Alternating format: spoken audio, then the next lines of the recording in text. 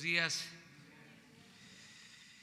Vamos a escuchar el planteamiento de Alejandro Encinas acerca de la liberación de un presunto implicado en la desaparición de los jóvenes de Ayotzinapa que dejaron en libertad. Ayer que me preguntaron sobre este tema, dijimos que hoy se iba a informar. Entonces, le damos la palabra a Alejandro. Con su autorización, señor presidente, muy buenos días tengan todas y todos ustedes. Como ya es del dominio público, el pasado 30 de agosto, el juez primero de distrito en procesos penales federales de Tamaulipas, el juez Samuel Ventura Ramos, a través de la secretaria de acuerdos de este juzgado, dictó una sentencia absolutoria en favor de Gilardo López Astudillo, conocido como el Gil, quien es reconocido que operaba como jefe de la Plaza de Guerreros Unidos en la ciudad de Iguala al momento de la desaparición de los 43 estudiantes de Ayotzinapa.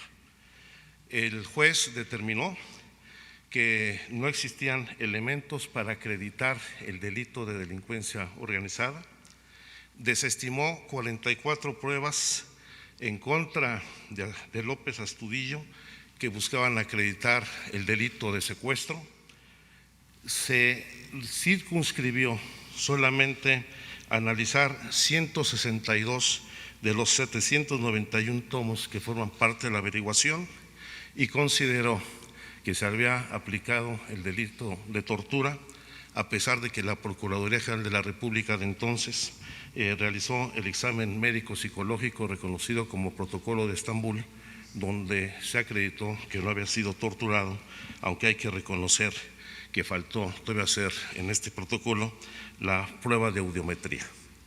Este es un precedente muy grave, es una sentencia absolutoria de uno de los principales perpetradores del delito de la desaparición forzada y lamentablemente no es el único caso, sino que además de que sentará precedente para que se puedan establecer sentencias absolutorias a los demás implicados, viene a fortalecer una tendencia que ya se había venido registrando con la libertad de otros detenidos en el caso de Ayotzinapa. Vamos a hacer rápido una recapitulación. Ustedes recordarán cómo entre el 26 de septiembre del 2014 y el 30 de agosto del 2018 se consignaron 169 personas, de las cuales fueron detenidas 142, particularmente civiles vinculados al cártel de Guerreros Unidos de la región, así como policías municipales de Iguala y de Cocula. Los delitos fundamentales que se les fincaron entonces fue el de delincuencia organizada vinculada con delitos a la salud, los delitos previstos en la Ley Federal de Armas y Fuegos y el de la Ley de Secuestro. De las 142 personas detenidas, la Procuraduría General de la República entonces procesó a 70 personas por el delito de secuestro a los normalistas. Sin embargo, a lo largo de estos años, el proceso judicial que han seguido estos detenidos, que se había basado en 107 pruebas recabadas por distintas averiguaciones previas, el día de hoy solamente subsisten como pruebas 44 de las 107. Y eso vale la pena destacar que son fundamentalmente detenciones que han ido excluyendo de las pruebas las detenciones de falsa flagrancia. Se ha desestimado la comisión en 22 detenciones ilegales por forma irregular, en 29 casos de tortura y distintos casos de dilación indebida en la puesta a disposición. ¿Qué ha significado esto? Que a la fecha han sido liberados 53 presuntos delincuentes de los 142 detenidos y ahora con el precedente de la libertad ya absolutoria de Gilardo López Astudillo, existen los elementos para que la autoridad judicial pueda liberar a otros 50 detenidos en este proceso. ¿Qué implica esto o qué evidencia esto? particularmente una indebida integración en la investigación por parte de las autoridades ministeriales basadas en irregularidades y graves violaciones a la ley. Hay que decirlo con toda claridad, la mal llamada verdad histórica se construyó con base en la simulación, en la fabricación de pruebas, en la tortura, en beneficio de los perpetradores y en contra del derecho de las víctimas. Habiendo elementos claros y suficientes para afincar y deslindar responsabilidades por los delitos cometidos, la actuación indebida de la autoridad judicial ha generado condiciones para que con una muy laxa interpretación de la ley se puedan retirar los cargos que se le imputaron a los detenidos. Y también esto implica una revisión profunda de los criterios judiciales que tienen que aplicarse. Y aquí debe tomarse en consideración que la aplicación de la justicia no puede reducirse solamente a la interpretación de la ley. Se trata de impartir justicia, no de interpretar la ley, y debe prevalecer siempre el interés superior del derecho de las víctimas por encima del derecho de los victimarios. Yo creo que son de los temas fundamentales que tenemos que definir y podemos hacer el día de hoy un exhorto a la Fiscalía General de la República para que reencauce la investigación, subsane las omisiones y permita una investigación diligente para poder deslindar las responsabilidades que se cometieron por parte de autoridades o civiles en esta desaparición.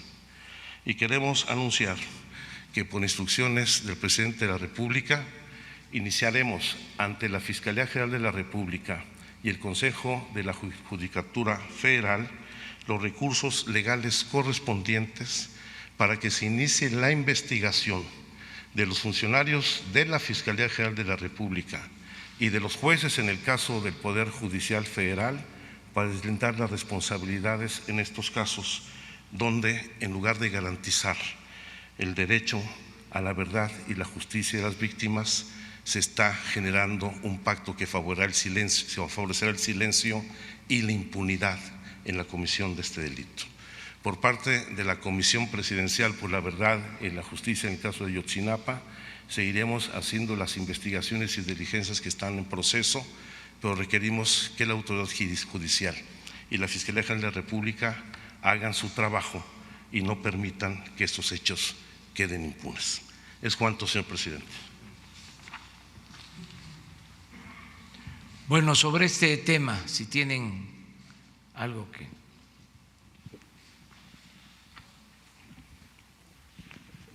Buenos días a todos. Alberto Morales, del periódico El Universal. Subsecretario, para preguntarle si en este reencauzamiento y en estas investigaciones que está pidiendo tanto a la Visitaduría como al Consejo de la Judicatura, se incluye, por ejemplo, en la parte de la PGR a quien fue su titular y también a quien llevó la investigación, a Tomás Herón y a Jesús Murillo Caram. Sí, hay que recordar que ya la Visitaduría de la propia Fiscalía General de la República inició un procedimiento contra Tomás Herón por haber actuado indebidamente en todo el proceso de investigación del caso de Ayotzinapa, y esto derivará, sin lugar a dudas, en el fincamiento y deslinde de responsabilidades, no solamente contra él, sino con los funcionarios que resulten responsables de haber alterado el debido proceso en esta investigación. Sí. Buenos días, Antonio López, del periódico La Razón. Preguntarle, subsecretario, la CNDH en su último informe había señalado que 8 personas fueron torturadas. De esas 8 personas, el Gil, Gabriel León Villa, el Gaby y Felipe Rodríguez Salgado fueron liberados. Cuando la CNDH da a conocer este informe, la PGR, la entonces PGR, dice que de esas 8 personas solo una había sido torturada. Sin embargo, de esas 8, 3 ya fueron liberadas. Esto sienta precedente, tal como usted lo dijo, para que las 5 personas que aún permanecen detenidas puedan quedar en libertad. Eso por una parte, y también preguntarle si el motivo principal de la liberación fue pues estos actos de tortura. Además, estas 8 personas pues es una parte, porque hay 28 más que, de acuerdo con esta investigación, recibieron tratos crueles e inhumanos. por esta fincación de responsabilidades a través de tortura, ¿podrían quedar libres también estas personas? Gracias. No solamente esas 5 personas, sino las 50 que actualmente se encuentran bajo proceso. Y no solamente por el delito de tortura, porque lo que desestimó el juez fundamentalmente fueron las pruebas que lo vinculaban a los delitos de delincuencia organizada y secuestro. Ese es el tema fundamental. Gracias. Muy bien. Sí.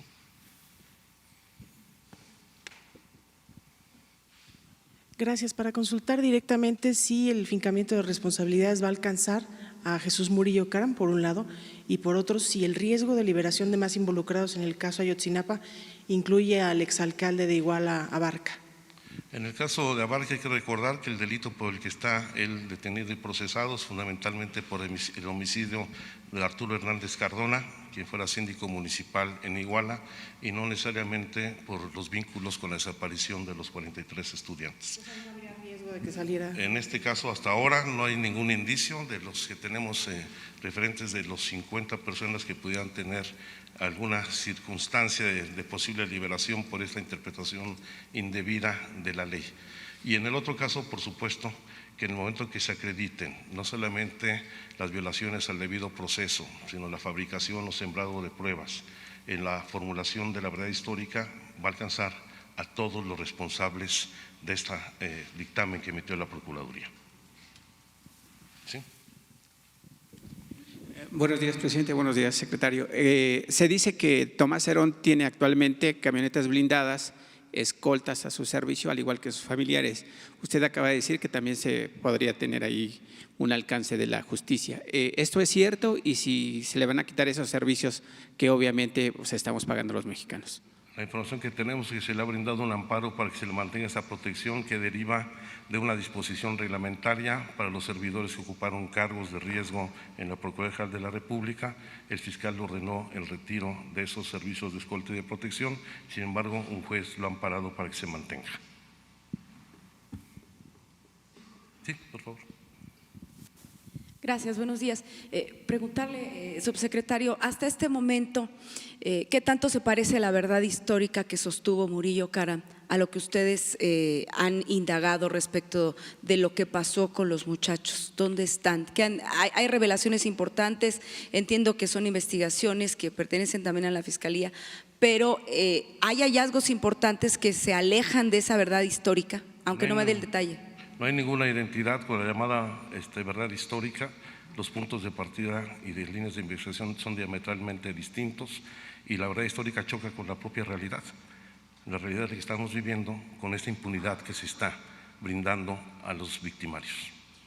Se decía mucho en el pasado que habían participado elementos militares en la desaparición de los muchachos. ¿Esto se cae por sí solo? Los elementos de las Fuerzas Armadas, desde el general secretario hasta los mandos en Iguala, han brindado toda la información que se les ha requerido al respecto. No solamente hemos tenido ya reuniones directas con el general secretario y el Estado Mayor de la Defensa Nacional, se ha visitado las instalaciones del 27 Batallón de Infantería de Iguala y se ha dado respuesta a todos los requerimientos de información que la Comisión ha planteado a las Fuerzas Armadas. Gracias.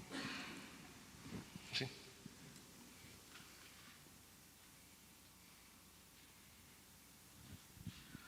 Hola, yo quería preguntar un poco en relación también al informe que se dio sobre las fosas. Si se entiende el hecho de que Ayotzinapa es un hecho emblemático, porque los otros 40,000 desaparecidos no son desaparecidos que tenían una situación social que no les permitía tener una voz.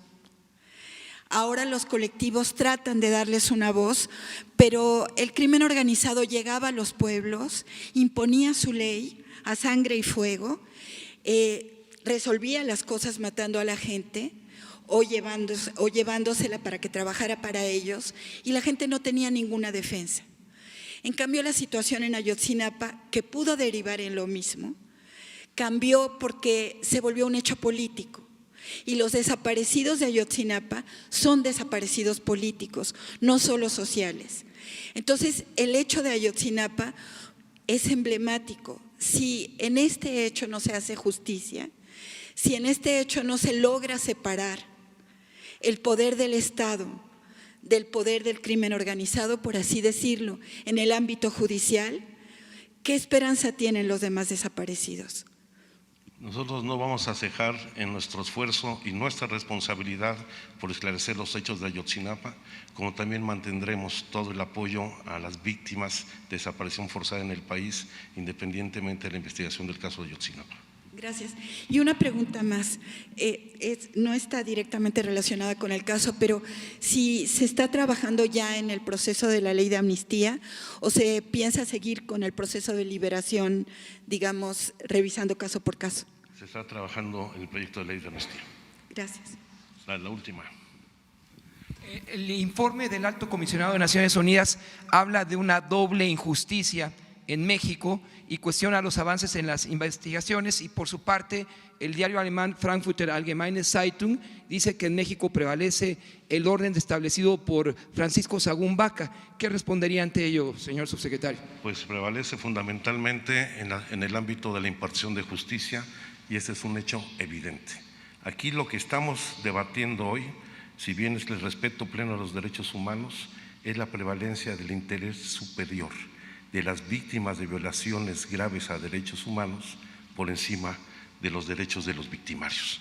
Y eso tiene que entenderlo el Poder Judicial, porque lo que tiene que hacer es impartir justicia, no malinterpretar discrecionalmente la ley. Entonces, ¿habría que recurrir a la judicatura, señor subsecretario, para condenar a esos malos jueces o ministros de la Corte? Es la instrucción del Presidente de la República e iniciaremos los procesos de investigaciones correspondientes con jueces, ministerios públicos y los funcionarios responsables de la Fiscalía General de la República. Va a ser de inmediato. Tanto de la Procuración de Justicia como de la impartición de justicia, ustedes van a presentar las quejas. Evidentemente, en el caso específico de esta liberación es un juez, y he dado su nombre, es el juez, déjenme decirlos para que no fallarle, Samuel Ventura Ramos, juez primero de distrito en procesos penales federales en Tamaulipas, que tendrá seguramente una gran interpretación de la ley, pero no va a poder explicar este acto de injusticia con las víctimas. Seguirá toda la investigación con todo el aparato de la PGR. Secretario, de estas 53 personas que permanecen detenidas, dice que 50 podrían caer en libertad. ¿Cuáles son las 3 personas de las que ustedes tienen seguridad que seguirán? No, pues ahí está la lista, la hemos anexado. Toda la información aquí es pública y, por supuesto, está en la presentación y al acceso de todo el público. Tenemos la relación puntual. Muchas gracias, señor presidente. Muy bien, ahora sí, en lo general.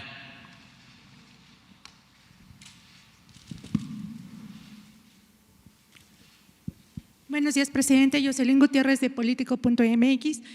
Para preguntarle, ayer Jorge Winkler fue removido como fiscal de Veracruz. Él responsabilizó a usted y al gobierno de Cuitláhuac García de lo que le pudiera pasar. Queremos preguntarle, ¿qué le responde? ¿Esto tiene que ver con el quién es quién en la justicia? Y si me permite realizarle 2 preguntas más, por favor. Mire, nosotros somos respetuosos de las autonomías, de las independencias de otros poderes, en este caso de las fiscalías estatales. No tenemos nosotros el propósito de intervenir para quitar a funcionarios públicos de organismos independientes, de organismos autónomos. Lo que consideramos es de que se cometieron errores en el pasado porque se nombraron fiscales tanto para la impartición de justicia como para el combate a la corrupción a modo, es decir, fiscales propuestos por los gobernadores para que les garantizaran impunidad. Y eso está perjudicando mucho. El que haya una intromisión en las labores de justicia de grupos de intereses creados, de intereses políticos, que eso no debe de suceder. Es como este asunto que acabamos de tratar, en términos puramente legales, podríamos decir, es la Fiscalía, es el Poder Judicial. Sin embargo, es un asunto de justicia muy grave y por eso vamos a presentar formalmente una denuncia a la Fiscalía General y al Poder Judicial, en este caso que expuso Alejandro. En el otro asunto que tiene que ver con lo de Veracruz, fue, según entiendo, el Congreso local que tomó esa decisión. Pero es un hecho de que ha habido ahí una confrontación entre las autoridades locales y este fiscal que fue heredado desde la administración anterior, que fue propuesto por el anterior gobernador. Y esto no solo se dio en Veracruz, sino en todos lados. Y es una práctica que viene desgraciadamente de lejos, porque no hay en los estados, con algunas excepciones, autonomía de los poderes. En los estados sigue siendo el titular del Ejecutivo el poder de los poderes. Y estamos actuando de manera distinta en lo que corresponde al Poder Ejecutivo Federal, pero ojalá y esto se aplique a nivel estatal, que haya esta división, que haya este equilibrio entre los poderes. Es un proceso que se tiene que ir logrando poco a poco. Como segunda pregunta, ¿cuál es su postura ante la dimisión voluntaria de Porfirio Muñoz Ledo a la mesa directiva de San Lázaro? Pues ese es otro caso parecido. Nosotros no tenemos por qué intervenir. Sin embargo, yo creo que la transformación de México pasa por el estricto apego a la legalidad. Es decir, que se acabe con la simulación. Esa máxima que viene desde la época de Porfirio Díaz, de que la ley se respeta en la forma para violarse en el fondo. Y nadie puede estar por encima de la ley. Al margen de la ley nada y por encima de la ley nadie. Entonces yo celebro, aunque corresponde a otro poder, el que se haya resuelto respetar la ley en el caso del Poder Legislativo. Es decir, que no se haya modificado la ley orgánica en el Poder legislativo, porque eso no debe de permitirse, aunque ahí nosotros no tenemos facultad, sí podemos dar nuestro punto de vista. Entonces, celebro mucho el que ya se haya resuelto esa controversia y no entrar en componendas de ningún tipo, aplicar lo que está en la Constitución y en las leyes. Por último, presidente, para preguntarle cuál es su opinión sobre la iniciativa que propone reducir o eliminar los legisladores por plurinominales en ambas cámaras.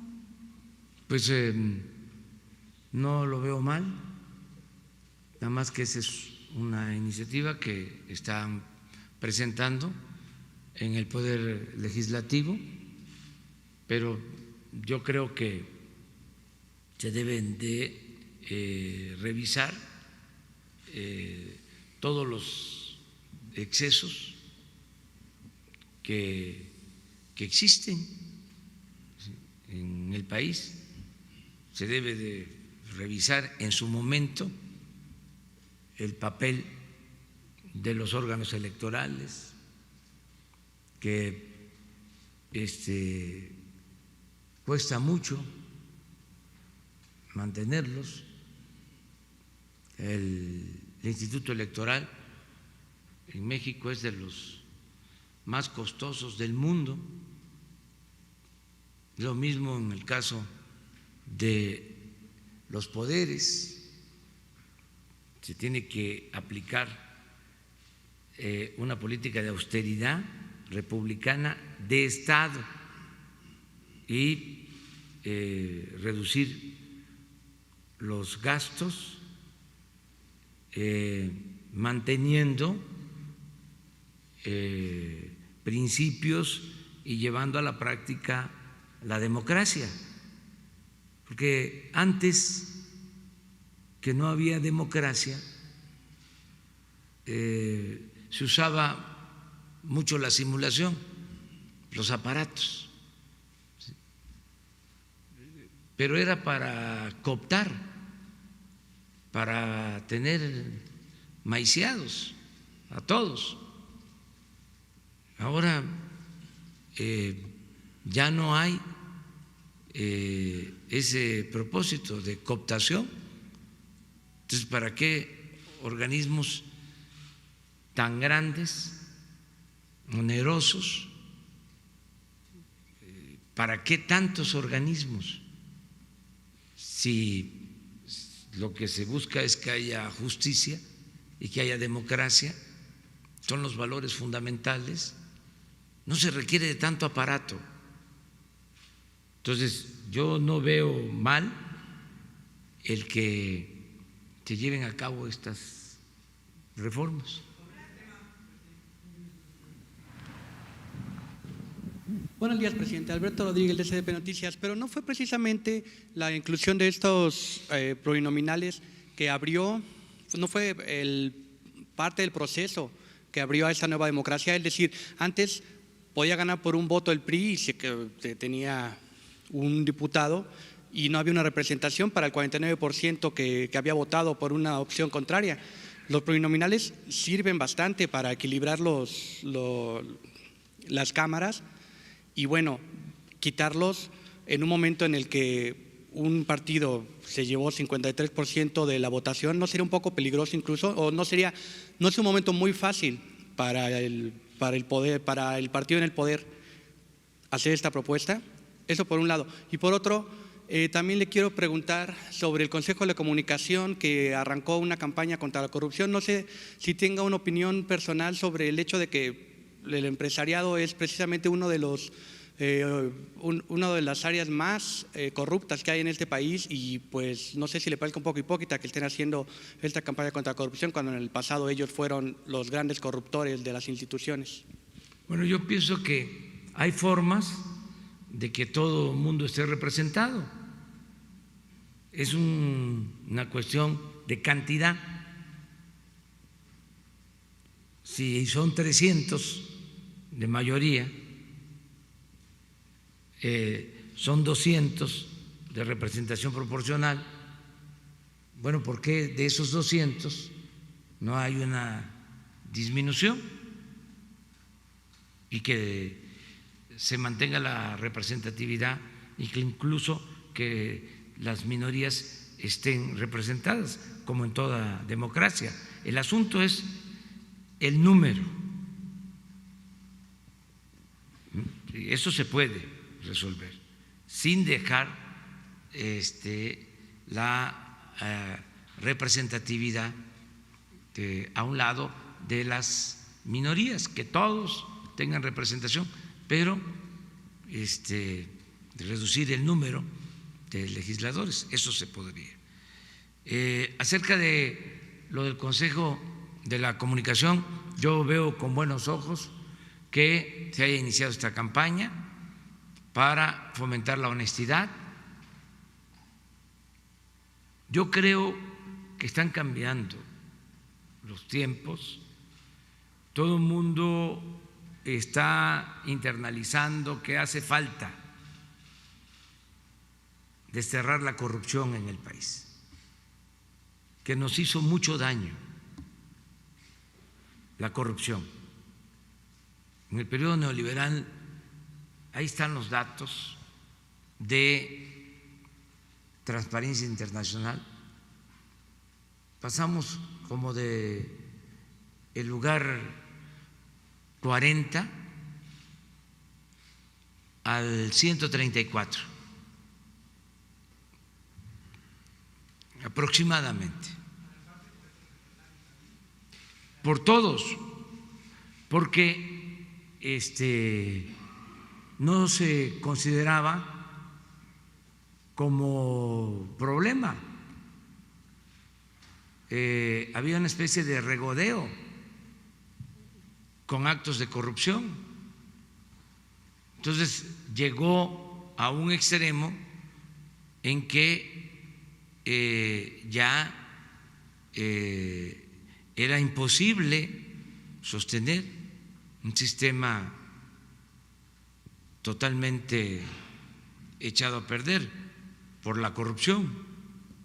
Entonces, esto ha servido a que mucha gente tome conciencia de que tenemos que poner por delante la honestidad, y por eso celebro mucho esa campaña, porque no era un valor, no era un tema cuando se hablaba de las reformas estructurales o en la agenda de los problemas nacionales, no estaba el tema de la corrupción, ni en el discurso. Hagan un ejercicio de los informes de 30 años a la fecha y busquen cuántas menciones a la corrupción. O sea, cuántas veces se mencionaba el tema de la corrupción o la palabra corrupción. No existía el tema, o sea, ni siquiera en la demagogia, en la retórica.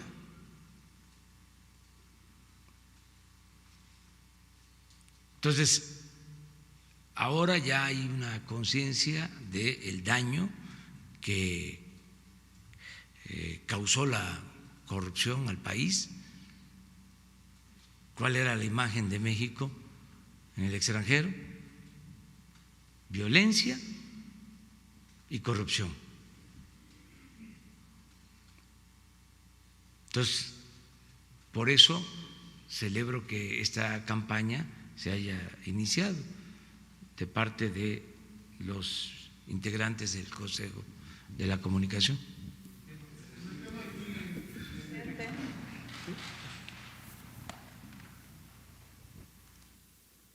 Gracias. Buenos días, señor presidente, subsecretario. El artículo 41 de la Constitución, presidente, señala de manera muy específica cómo es el financiamiento de los partidos. Tiene que ver con el número de integrantes en el padrón, se multiplica por la suma, estas unidades de medida actualizadas, y después se divide en la votación y así se asigna. El INE también, por otra parte, tiene un gasto enorme en la credencialización de los ciudadanos porque es el documento principal de identificación. También en el punto que mencionaba el INE, dice que no ha recibido de ningún partido político una solicitud de devolución de recursos. Hasta agosto dice que ningún partido, incluido Morena, ha pedido regresar los recursos, de tal suerte que si ya pasó 8 meses del año, ya no pueden regresar la mitad, ¿no? Ya lo habrán erogado. En este punto y en el de los diputados plurinominales, usted, su gobierno, ya que expresó una postura, ¿estaría enviando una iniciativa de reforma para generar una austeridad, cambiar ese artículo 41 y el de los plurinominales, presidente? Sí, vamos a esperar a ver cómo evoluciona lo que ya se presentó de iniciativa. Hay la posibilidad de disminuir el presupuesto para los organismos electorales y los partidos ahora que se va a aprobar el presupuesto. Esa es una facultad exclusiva de la Cámara de Diputados. Pero tienen que cumplir el 41 con esta fórmula que le… Sí, no tienen pero hay forma de no cumplirlo. De hacer un ajuste en el presupuesto. Desde luego, eso no corresponde al Ejecutivo. A nosotros nos entregan sus propuestas y nosotros lo que hacemos es que remitimos esta propuesta a el Poder Legislativo, en este caso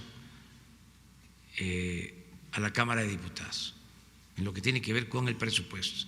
Es la facultad exclusiva de la Cámara de Diputados. Entonces, ahí hay una manera. Y lo otro, pues es una reforma, como lo planteas, que entiendo, ya hay iniciativas en ese sentido. Vamos a ver cómo evolucionan esas iniciativas. Nosotros sí estamos dispuestos a que se reduzca el gasto en los procesos electorales. Estamos dispuestos y ya estamos actuando en quitar el fuero. O sea, estamos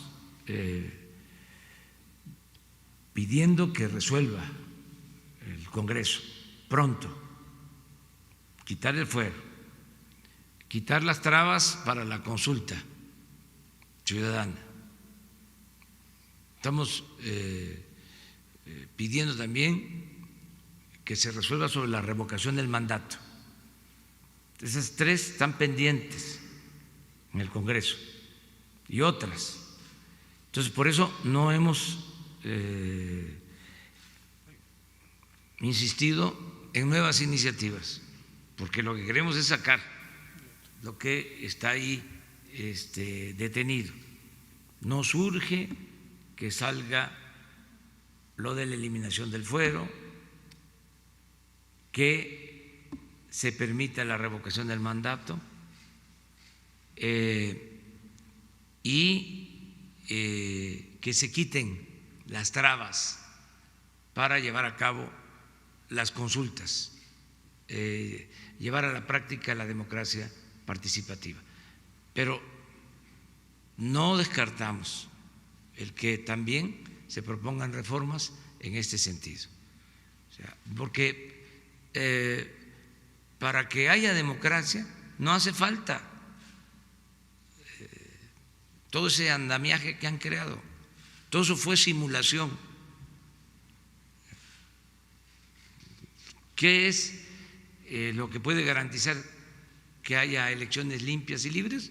Bueno, lo que ya se hizo, que el fraude es delito grave, que los funcionarios pueden ir a la cárcel si utilizan dinero del presupuesto para favorecer a partidos, a candidatos, que el que compre votos va a ir a la cárcel. Entonces, nada más con eso. Lo otro es una cuestión de poner las mesas, las casillas, y que los ciudadanos cuiden, pero si ya no hay consigna, si no hay la decisión del Ejecutivo de meterse en las elecciones, porque era lo que sucedía. Desde aquí o desde Los Pinos se decidía, o en Gobernación, y daban instrucciones a los funcionarios electorales. A veces la ley establecía de que tenían que llenar ciertos requisitos para poder ser candidatos y no los llenaban los requisitos porque había consigna de darles la candidatura o de quitarles candidaturas a quienes no eran de su agrado. Y cómo las autoridades electorales se prestaban a esto y se hacían de la vista gorda. ¿Y saben por qué? Entre otras cosas, por los 300,000 pesos mensuales de sueldo. Es hasta penoso recordarlo, pero cuando quisieron, creo que el año pasado, reducir el sueldo de los magistrados, se ampararon y hicieron toda una protesta, porque así se mantenía el régimen corrupto, con sobornos, con la política de Porfirio Díaz, el maiceo, el reparto de maíz con gorgojo. Muy rápido, una segunda, presidente. Manifestó ahorita que no está de acuerdo en que se reformara la ley orgánica del Congreso de la Unión para eso. Lo entiendo como una postura de que no está usted de acuerdo con que se cambie una ley cuando ya incluso en un juego se pasó de la quinta entrada, si habláramos del béisbol, que ya es juego oficial. Usted entonces, en general, en todos los casos, ¿no estaría de acuerdo que se modificara la ley cuando ya el juego inició, terminó, no sé, por ejemplo, el caso de Baja California? Es que no se debe de modificar la ley en función de intereses personales o de grupos.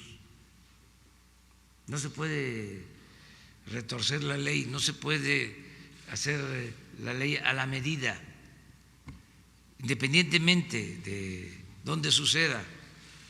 ¿Incluye Baja California? Todo. O sea, nosotros queremos que se lleve a la práctica el principio de los liberales del siglo XIX, que se resume en la frase: al margen de la ley, nada; por encima de la ley, nadie. Se tiene que acabar con la simulación. Tenemos que establecer un auténtico Estado de Derecho, no lo que viene imponiéndose de tiempo atrás, desde hace siglos. Es un Estado de chueco, no de derecho, un Estado de cohecho, toda una simulación. Esto viene de la época de Porfirio Díaz. Y antes también, no olvidemos, en el México independiente, todo el siglo XIX, México fue país de dos hombres, Santana y Porfirio Díaz. Santana 11 veces presidente de México, la primera mitad del siglo XIX, y Porfirio Díaz 34 años. Lo único distinto fue la época de la Reforma y de la República restaurada. Ayer lo decía en el Fondo de Cultura Económica, no pudo la revolución llevar a cabo un cambio político para establecer una auténtica democracia. El fundador del fondo, don Daniel Cosío Villegas, decía, ya no está don Porfirio, pero quedó doña Porfiria. A pesar de que la revolución fue profunda, no alcanzó a arrancar de raíz el régimen antidemocrático. Se mantuvo prácticamente intacto el sistema político porfirista, se trasladó porque no prosperó el ideal maderista de la democracia, que fue el único presidente que se preocupó por el respeto a la voluntad popular, a las leyes. El presidente Madero le mandaba a decir a los gobernadores que respetaran a los jueces, o le mandaban a pedir los gobernadores, como era en la época de Porfirio Díaz, de que les ayudara a quitar a un juez que les estorbaba, y la respuesta de Madero era no, porque nosotros tenemos que ser respetuosos de la autonomía, de la independencia del Poder Judicial.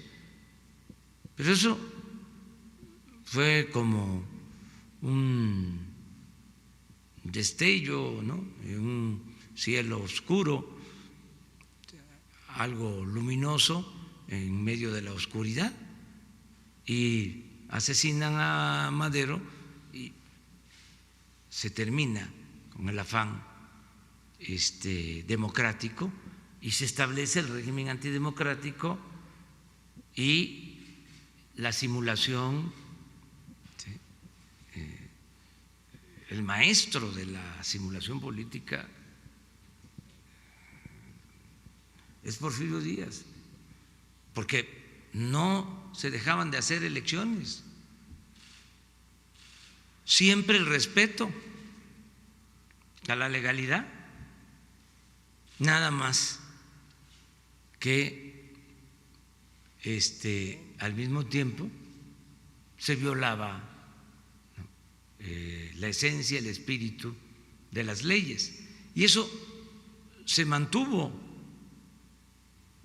hasta ahora. Entonces imagínense si nosotros que estamos planteando una transformación permitimos eso, o un partido que porque tiene mayoría puede aprovechar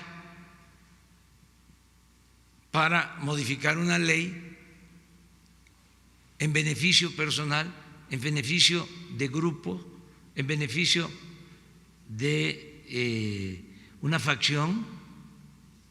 No, pues eso es un retroceso. No, yo celebro que esto se haya resuelto bien. Yo no podía meterme, pero era una vergüenza.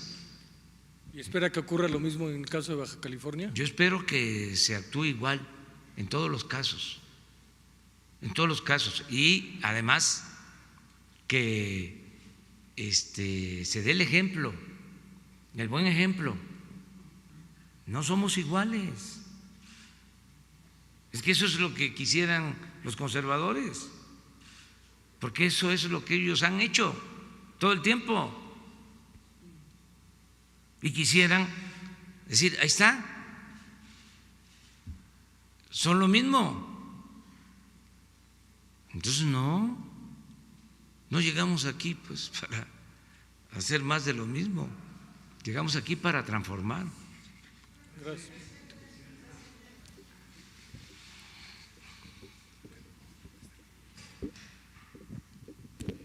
Voy a hacer, buenos días, presidente. Dos preguntas. Usted ha dicho que ya no se va a meter con el tema del sindicalismo porque debe de respetar las instituciones, autonomía e independencia. Sin embargo, hoy el sistema de transporte colectivo Metro cumple 50 años de su existencia, 4 de septiembre. Afuera de Palacio Nacional, hoy en la mañana, llegaron varios trabajadores del sistema de transporte a presentar datos que a mí me parecieron interesantes, que ahora se los voy a exponer. El sindicato está presidido por el señor Fernando Espino Arévalo, que entre el sistema de transporte colectivo Metro tiene incrustadas 119 familias en diferentes puestos de áreas de mando y además tienen permisos sindicales.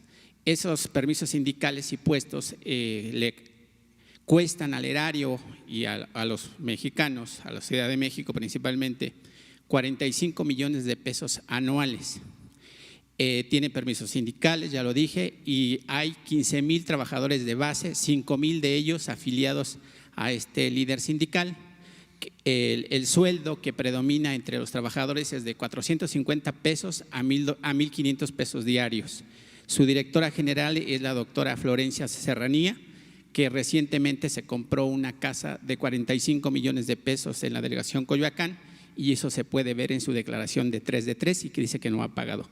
¿Cómo combatir esta corrupción, presidente? O si Claudia Sheinbaum, usted que la apoya mucho, pues no ha actuado, y ya son 50 años que el sistema de transporte colectivo ha servido como una vía de transporte barata, buena, bonita y barata para los citadinos y además otros ciudadanos que vienen de estados circunvecinos a la Ciudad de México. ¿Qué dice de esto, presidente? Pues que está bien lo que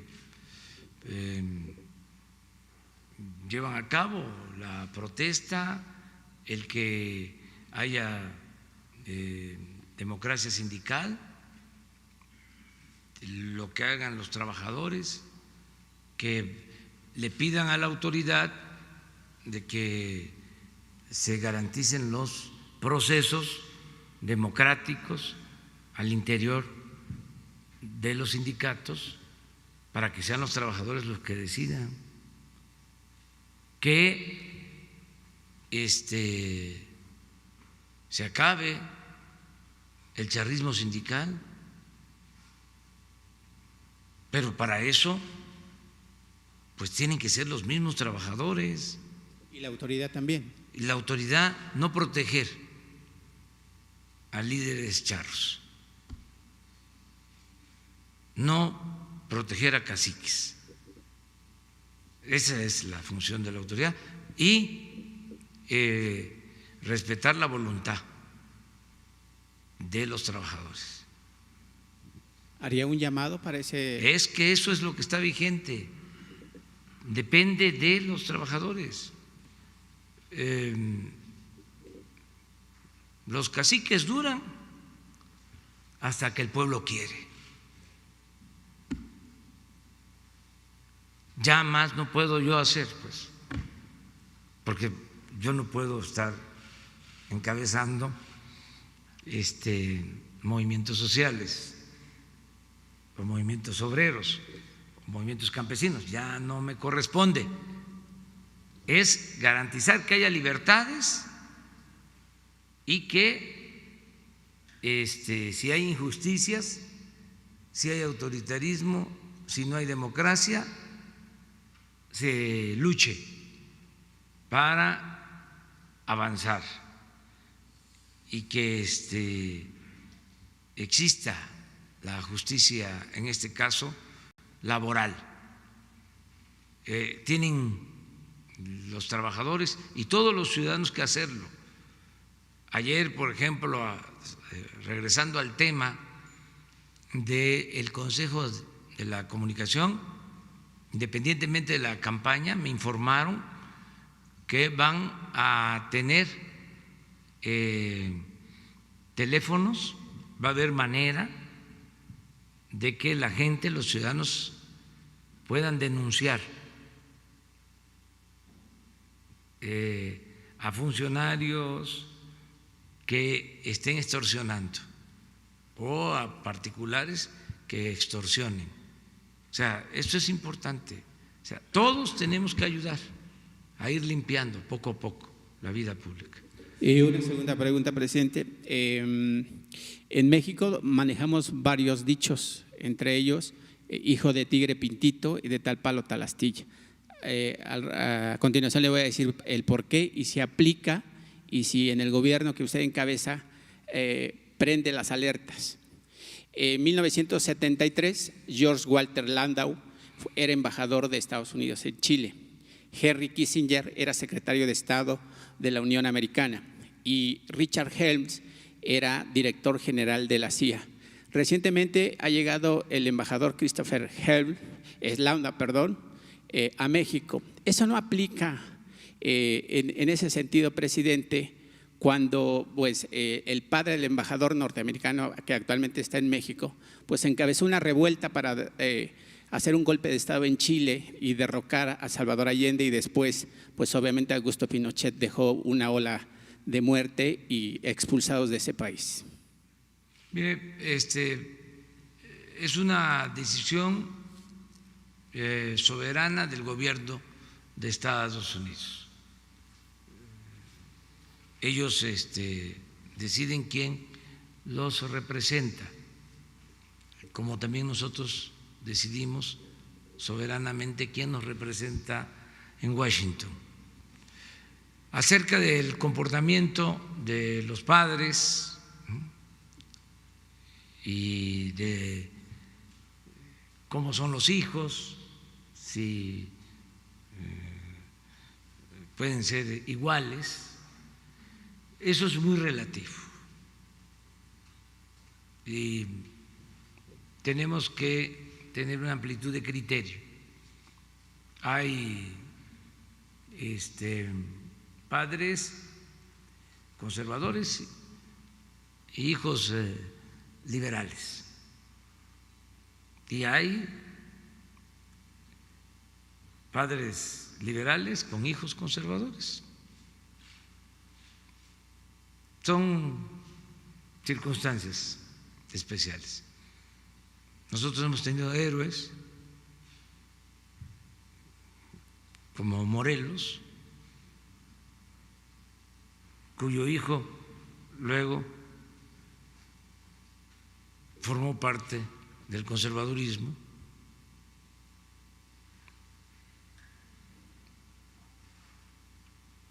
Y fue de los que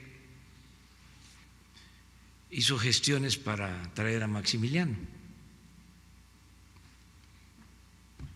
No meternos en eso, es muy complicado, muy complejo.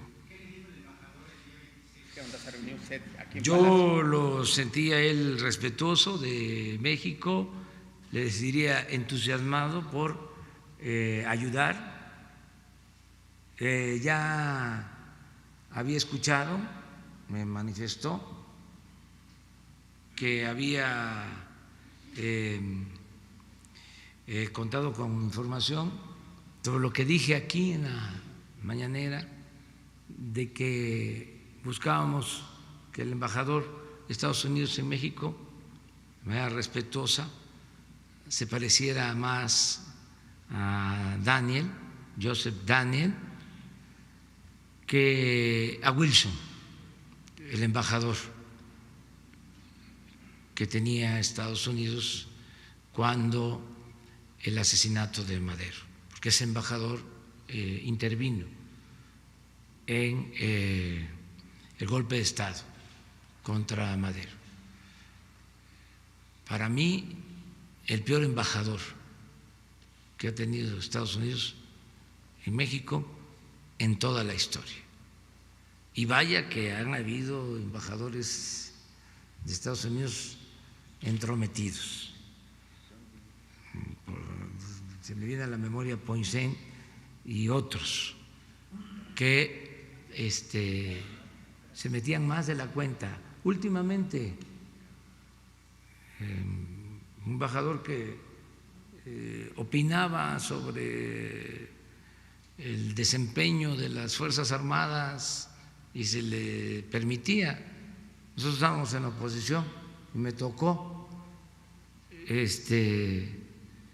pues hablar del tema, porque eso no le corresponde a un embajador de otro país. Nosotros somos respetuosos del principio de no intervención y de autodeterminación de los pueblos, y eso no es el papel de un diplomático. En el caso de Daniel ayudó mucho en un momento difícil de conflicto para buscar un entendimiento entre el presidente Cárdenas y el presidente Roosevelt. Pero el actual embajador actúa de manera respetuosa y noté que tiene interés y diría entusiasmo para que se mantengan buenas relaciones entre México y Estados Unidos. Gracias, presidente. Dos casos específicos. Ayer en Grupo Fórmula hablaban con los familiares de algunas víctimas del bar en Coatzacoalcos, de este bar que fue quemado, y decían que no se les han acercado pues nadie del gobierno estatal ni federal a brindarles algún tipo de apoyo. En el caso de esta señora pues se quedó a cargo de 2 nietas, su mamá era bailarina y murió ahí. Preguntarles si les van a brindar algún apoyo, asistencia psicológica o quizá algún apoyo económico, y a través de qué dependencia podría ser. Gracias. Por lo general siempre lo hacemos, siempre es la Subsecretaría de Derechos Humanos la que se hace cargo. Lo estamos haciendo en todos los casos. ¿Los buscarían? Sí. Y por otro lado, preguntarle, hay un caso en Tamaulipas con gasolineros porque hay amenazas de parte de un cártel allá que no les permiten vender gasolina a Fuerzas Armadas. Preguntarles si ya están enterados y qué procede ahí. Resolvió, ya se está atendiendo. Hoy nos informaron sobre eso y se está atendiendo y está en vías de solución este asunto. Pero ¿se va a actuar contra este grupo delictivo? ¿Ya pueden vender gasolina? ¿O es solo... que no se puede permitir que esas amenazas se acepten. Eso se tiene que resolver. Ya se está viendo la manera de atenderlo. ¿Habrá sanciones para las prestaciones que se nieguen a venderle a las Fuerzas Armadas, a policías y a militares? Es que se está resolviendo sin necesidad de sanciones. No va a haber ningún problema.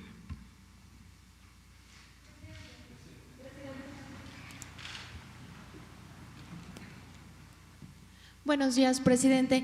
Ayer en Milenio publicamos una respuesta que envía un cuestionario que le envió al empresario chino-mexicano Shen Liyegón, en donde señala que en realidad había en su casa 275 millones de dólares y no 205, como reportó el gobierno de Felipe Calderón. Dice que hubo un robo de 70 millones de dólares que no saben dónde quedaron, además de que había joyas, obras de arte, un piano de colección e incluso oro. Dice que no saben dónde quedó, acusa esto, también dice que pues bueno, él en Estados Unidos fue exonerado, sin embargo hasta este momento no se ha podido saber cuál es su responsabilidad, no se le ha fincado responsabilidad En este caso, pide ayuda a su gobierno para que haya justicia. Saber qué información tiene sobre esto, presidente, porque también pide, dice que incluso lo ha pedido desde hace años, que se entreguen las cámaras de seguridad que tenía su casa para que se demuestre cómo fue este presunto saqueo. Saber qué información tiene al respecto y si usted pediría una investigación referente a estas acusaciones. Ya se hizo un informe aquí, se presentó sobre esos bienes. Lo hizo el funcionario de Hacienda encargado de este asunto. Recuerdo que se habló que los recursos se utilizaron para apoyar al Poder Judicial, en aquel entonces a la Procuraduría, y una parte a la Secretaría de Salud. Así se repartieron esos fondos. Y debe acudirse, en este caso, a la Fiscalía General si hay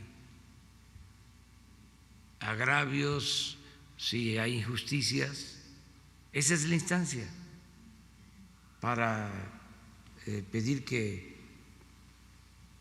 se reabra el caso, si legalmente es posible, en fin, que se acuda a la instancia correspondiente. Nosotros, por lo que corresponde, estamos dispuestos a entregar toda la información, transparentarla. Ya se hizo y lo volveríamos a hacer. Sin embargo, el informe que se dio aquí, presidente, fue de los 205 millones de pesos que reportó la Fiscalía. Él dice que hay 70 perdidos. Pues entonces que presente una denuncia. O sea, para que se haga la investigación y se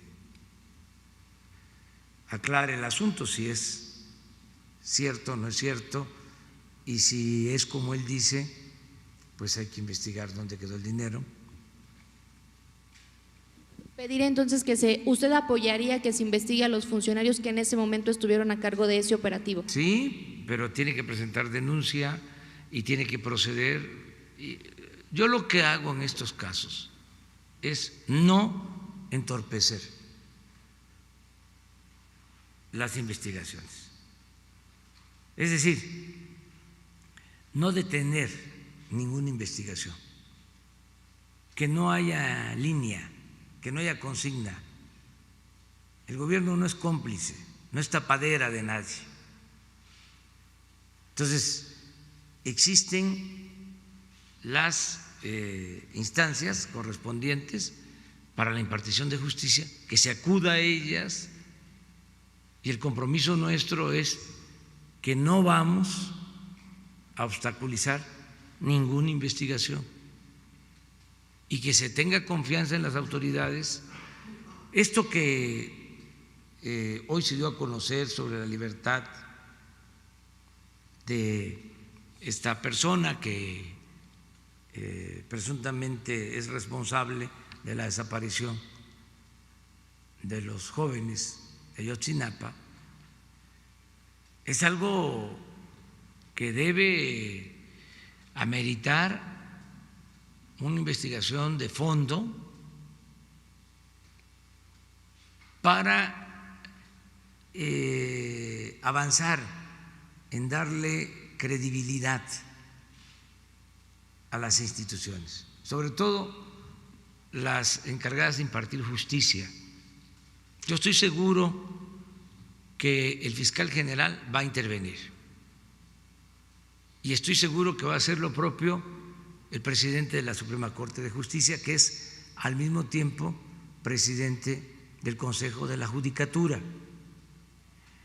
porque estas cosas demeritan mucho a las instituciones estos hechos. Entonces, si se avanza evitando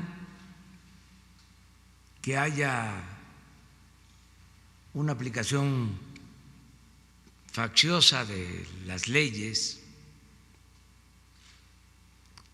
si se avanza evitando la corrupción en el Poder Judicial, en los ministerios públicos, todo esto va a ayudar muchísimo.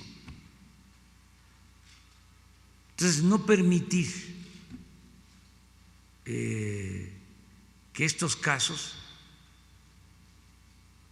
se repitan y perdamos hasta nuestra capacidad de asombro. Ya se empieza a ver como algo normal.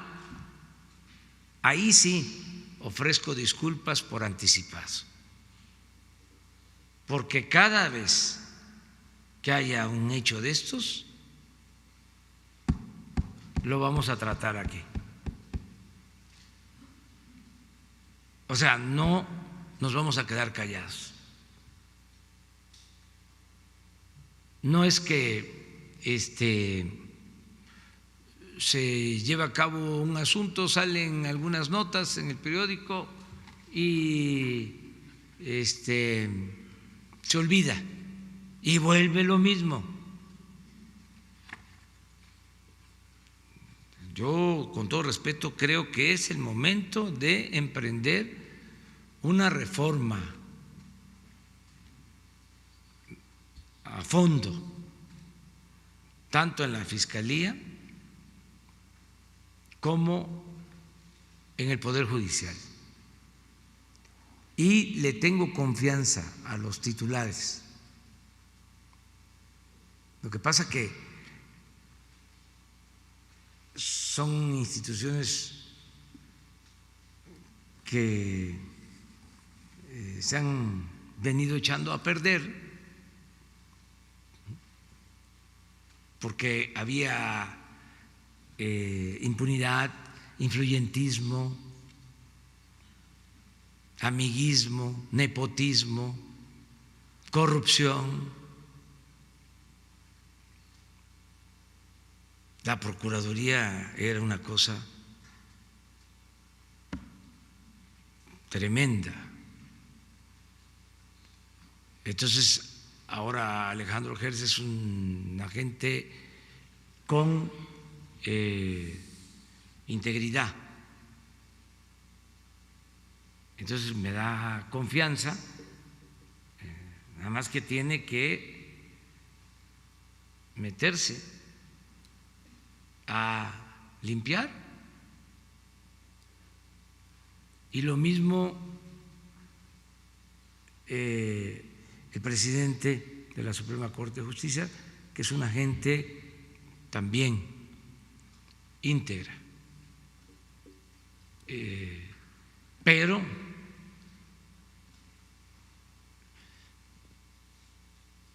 es todo un poder.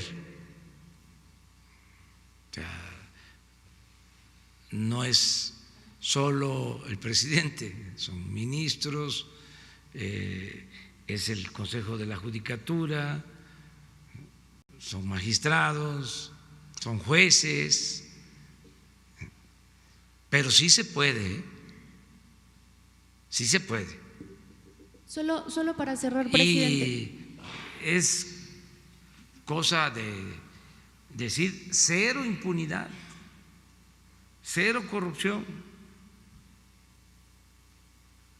Antes en el Poder Judicial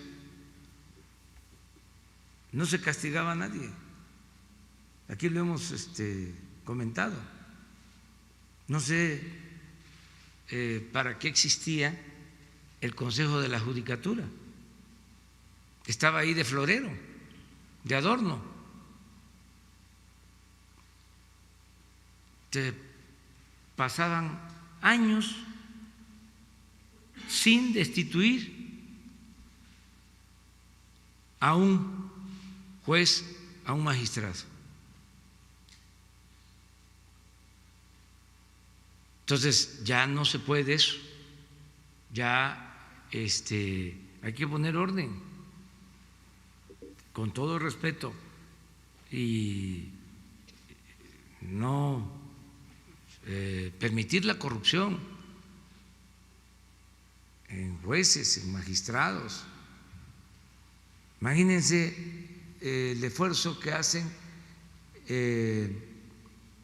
el sacrificio, arriesgan hasta la vida quienes detienen a delincuentes. Muchos reciben amenazas y van a la cárcel y salen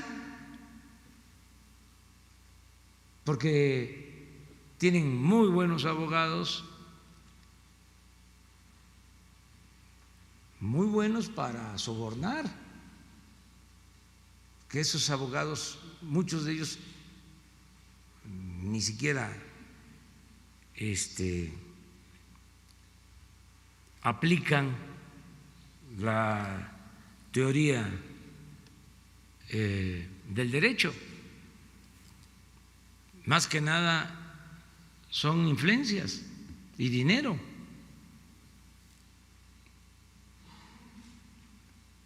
Entonces, liberan a presuntos delincuentes.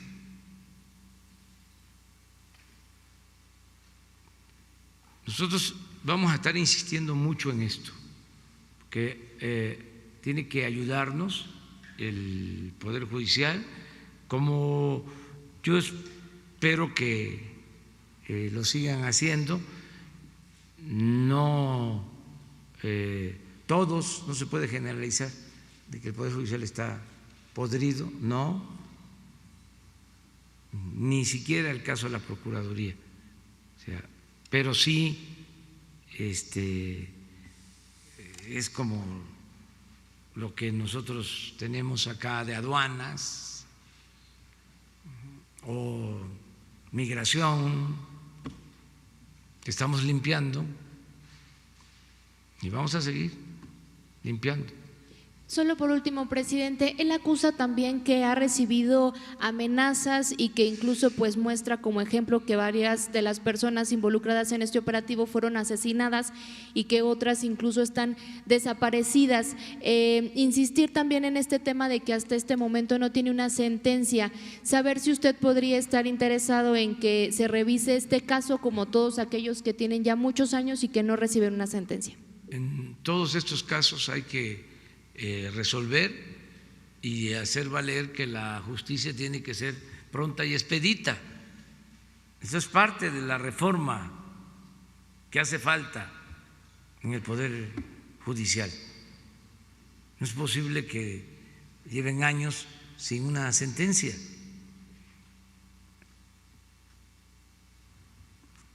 Yo espero que todo esto se vaya mejorando.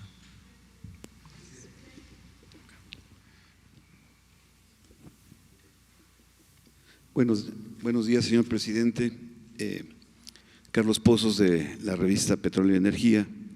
Presidente, ante la avalancha de análisis de su primer y tercer informe de gobierno por parte de periodistas, columnistas, comunicólogos, analistas y políticos, quisiéramos saber un autoanálisis de parte de usted en el sentido cuando le han dejado algunos miembros de su gabinete.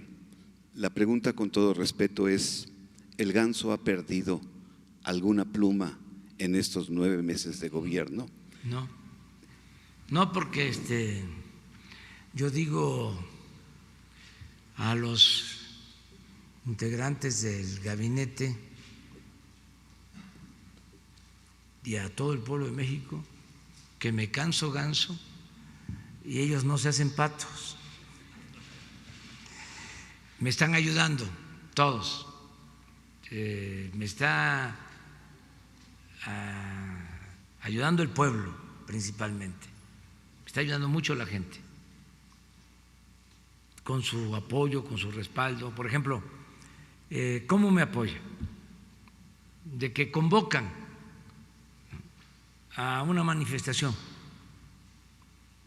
en contra del presidente y no asisten, pues me ayudan. ¿Cómo me ayudan? También hay una campaña de calumnias en redes sociales, en las benditas redes sociales, que aunque se usen para eso, seguirán siendo benditas, porque de inmediato hay respuesta, me ayudan mucho, además con argumentos, no son insultos, sino con argumentos, que eso es lo que hay que ir procurando también, menos confrontación y más argumentación en la polémica, en el debate. Entonces me ayudan muchísimo, ¿sí? Me ayudan denunciando injusticias, ¿sí? Por ejemplo, voy a los hospitales a visita y se me acercan y me dicen que no le engañen, vinieron a pintarlo el hospital porque sabían que iba usted a venir. Y sí, llego, no en todos los casos tampoco, pero en algunos casos sí, todavía está el olor a pintura, ¿no? Entonces, me ayudan mucho, la gente me apoya y me ayudan los servidores públicos. Entonces, vamos bien, quisiéramos ir más a prisa, tenemos temas pendientes que debemos de resolver. El principal es el de conseguir la paz. En eso estoy metido, de cuerpo y alma, en que haya paz y que haya tranquilidad. Ciudadano presidente de México, el viernes de la semana pasada usted dijo que debemos tomar conciencia ecológica y cuidar a los animales. El 28 de noviembre de 1867, el presidente Juárez emitió un decreto para cancelar las corridas de toros en México. Usted ha planteado públicamente poner fin a las corridas de toros. En el libro de textos de primaria no existe mención alguna al maltrato animal o a la crueldad hacia los animales. ¿Qué medidas adoptará su gobierno para responder a esta demanda de poner fin a las corridas de toros en México? Bueno, para empezar, se toma nota y se le informa al secretario de Educación sobre el contemplar lo del maltrato, ¿no?, a los animales, como parte del libro o de los libros de texto. Eso se ve. Lo otro, pues tendría que hacerse una especie de consulta para tener la opinión de todos. Son temas polémicos.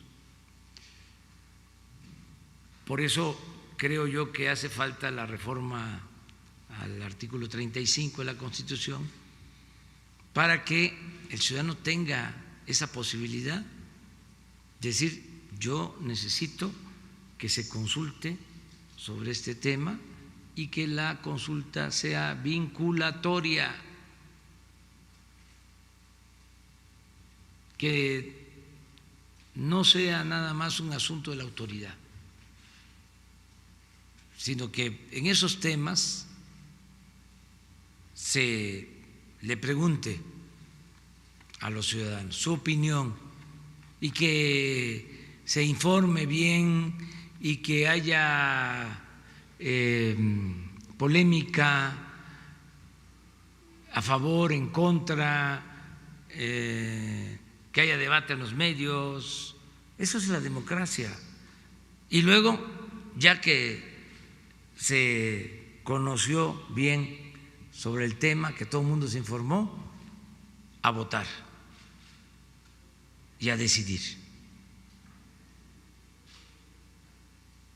Entonces,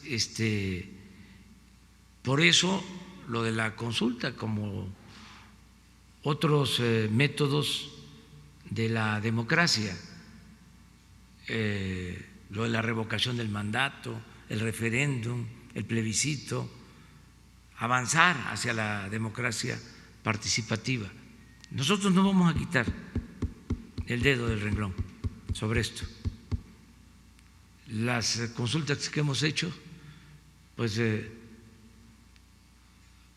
se han llevado a cabo sin el fundamento legal necesario, pero pues sí hemos respetado la voluntad de los ciudadanos. Nunca un presidente autoritario. Nunca, jamás vamos a actuar con autoritarismo. No llegamos para eso. Nada por la fuerza, todo por la razón y el derecho.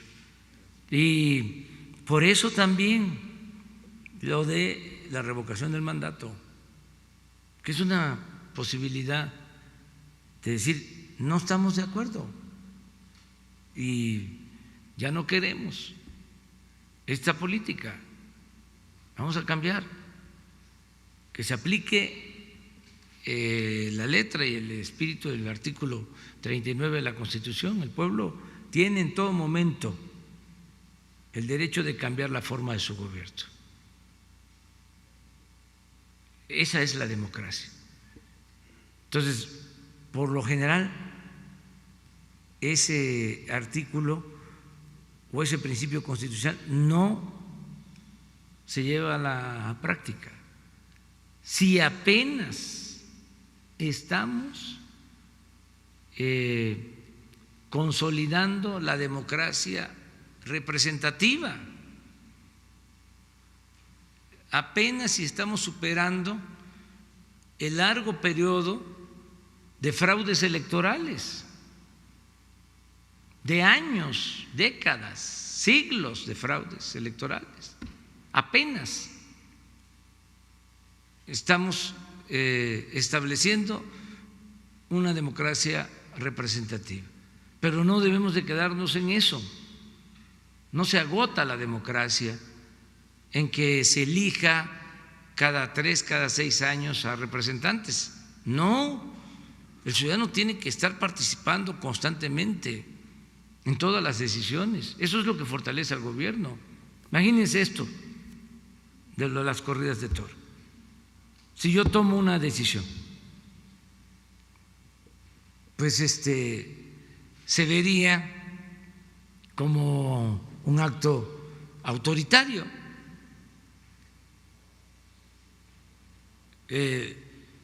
Pero si surge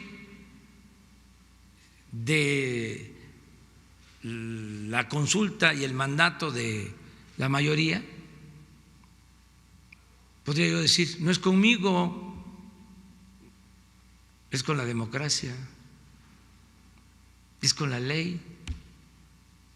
Entonces la autoridad no se debilita, se fortalece. La democracia fortalece a la autoridad. Mandar obedeciendo, eso es. Entonces sí es importante el que se ajusten las leyes. Cuando hicieron la reforma al 35, porque está establecido lo de la consulta, le pusieron tantos candados como para que no se aplicara nunca. Y no se me va a olvidar de que nosotros acudimos, ¿sí?, a ese derecho constitucional cuando la reforma energética, y se juntaron más de 3 millones de firmas y se pusieron de acuerdo los del ejecutivo, legislativo y el judicial. Y nos hicieron hacer todo el trámite. Y luego la conclusión del Poder Judicial de que no procedía, porque no se podía hacer ninguna consulta que implicara afectar los ingresos del gobierno.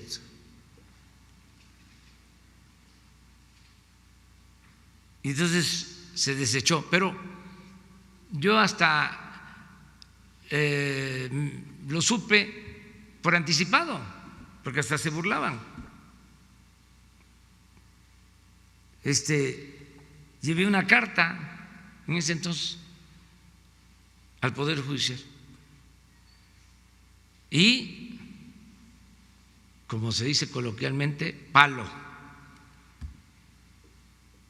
Entonces, ¿para qué esa faramalla? ¿Para qué esas leyes que no se van a poder llevar a la práctica? Pura simulación. Entonces, hay que quitar todos esos obstáculos, todos esos candados al 35 constitucional y que los ciudadanos puedan ejercer su derecho. La democracia es el pueblo el que tiene las riendas del poder en sus manos. Entonces, sí hace falta esta reforma. Muy bien, muchas gracias.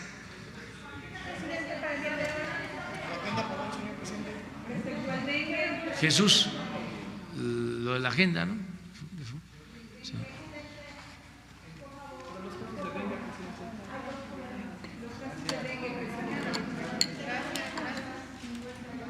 ¿De qué? Hay dos problemas en Sinaloa. Dos ciclones, dos huracanes que están dando lo oscuro para allá en Sinaloa. ¿Dos qué? Dos ciclones, dos huracanes, dos tormentas que se convirtieron en huracanes. Sí, estamos viendo. Y estamos viviendo como lo que significa los mochis. En los mochis, Sinaloa, significa tortugas en el agua. Ya aparecemos nosotros las tortugas. No tenemos apoyo, no hay apoyo en ningún sistema. Hubo problemas de lo que los gobernantes del pasado, pues el Fonden se quedó dañado con tanta deuda, pero lo que estamos viviendo es el problema de los drenajes pluviales. Hay mucho problema para allá, sí, en ese sistema. Lo estamos atendiendo. Se lo encargamos mucho, por sí, favor, porque viene otro ciclón más, se llama Fernando. Entonces, imagínense. Pero ese está acá en el Golfo. Sí. Viene otro que pasó el Ivo, Juliet, y tenemos a otro más que está acercándose. Entonces está viviendo Sinaloa problemas difíciles en inundaciones. Sí, no sé si se estará a poder hacer algo, porque sí está difícil la situación por allá. Bueno, difícil. Todos los días tenemos el reporte de Protección Civil. Ajá. Y ahora es este ciclón, esta tormenta tropical, más que nada, en Tamaulipas, y ya se está actuando. Es una tormenta que se espera entre hoy por la tarde, va a ser lluvias en municipios como Soto la Marina, en Tamaulipas. Eso es lo que hoy nos informaron, ¿sí?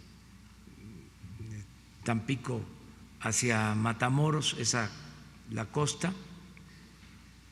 Yo voy a estar, por cierto, allá el domingo, voy a Soto la Marina y vamos a estar pendientes. Pero eso es lo que tenemos. Todos los días, en la mañana, también para que tengan ese informe, recibimos el reporte de Protección Civil de todo lo que sucede en el país. Entonces, por eso decirles que solo tenemos como alerta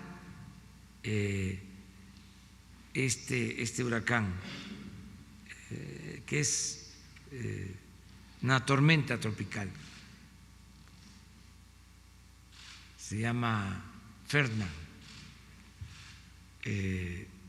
Es lo que tenemos. Lamentamos mucho lo de la afectación a Bahamas. Es así, un huracán que afectó mucho. Expresamos nuestra solidaridad, que sí perdieron la vida algunas personas y se produjeron daños, que se quedó ahí el huracán estacionado en la zona más pobre, ahí se quedó. Pero bueno, ya afortunadamente no entró con fuerza a las costas de Estados Unidos. Y esa es la información que tenemos, y solo por el lado nuestro es una información que se está difundiendo de protección, pero ni siquiera se está planteando desalojo. Se tienen preparados albergues para Tamaulipas, Veracruz, San Luis Potosí y Nuevo León, básicamente, por esto. Se ha reportado que están aumentando en más de 300% el caso del dengue, y también se tiene un reporte de que no se usaron los recursos para comprar los insecticidas y solamente los compraron 6 meses después. No hay esa información, no tenemos ese dato de lo del dengue, del incremento del dengue, no. Y lo de las medicinas, hay que tener mucho cuidado. La verdad, no pensé que tuviesen tantas influencias los que vendían las medicinas, O sea, dicen que lo que no suena lógico suena metálico, porque